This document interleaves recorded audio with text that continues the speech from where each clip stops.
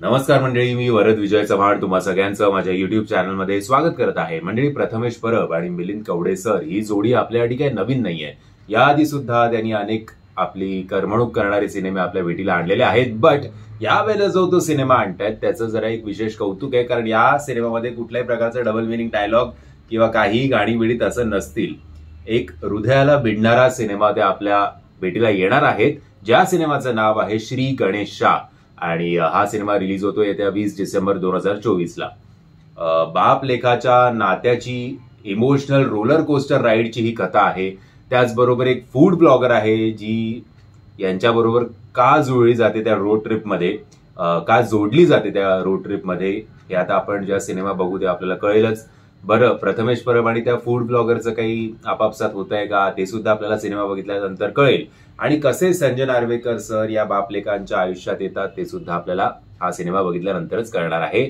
आणि त्याचबरोबर एका मुलाला जेव्हा बाप सुधारगृहात टाकतो आणि त्यानंतर त्याचा बापाबद्दल जो काही राग किंवा जो काही मनात द्वेष असतो त्या द्वेषवर प्रथमेश परब कसा काय ओव्हरकम करणार. बरं, सुधारगृहातनं आल्यानंतर तो परत त्याच लाईनीत गेलाय का?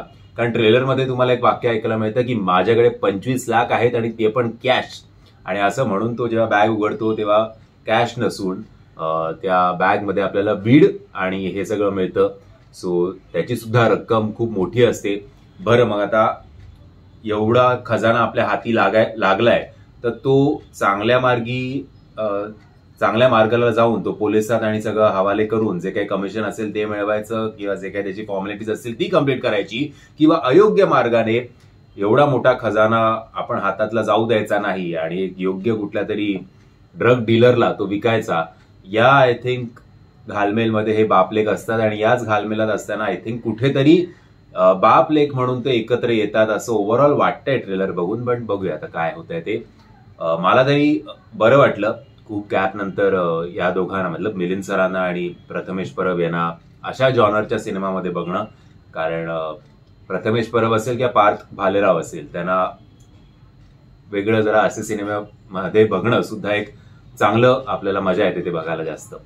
सो ओव्हरऑल सिनेमा तरी बरा वाटतोय. सिनेमाच्या त्या ट्रेलरच्या एंडला एक गाणं आपल्याला ऐकू येतं. त्या गाण्याचे शब्द मला आता आठवत नाहीयेत, बट जेव्हा मी तो ट्रेलर बघत होतो तेव्हा ते गाणं असं त्याचा इम्पॅक्ट जास्त पडत होता. आणि आय थिंक ते बाप लेखाच्या या नात्यावरच आधारित हे गाणं आहे. सो बघूया ही जर्नी किती इंटरेस्टिंग होते हे आता 20 तारखेलाच आपल्याला कळेल. तुम्ही जर हा ट्रेलर बघितला असेल तर त्याची लिंक तुम्हाला खाली डिस्क्रिप्शन बॉक्समध्ये देतोय. मी आशा करतो तुम्हाला हा व्हिडिओ आवडला असेल. जर तुम्हाला हा व्हिडिओ आवडला असेल तर प्लीज या व्हिडिओला लाईक शेअर आणि चॅनलला सबस्क्राईब करायला विसरू नका. जय हिंद, जय महाराष्ट्र.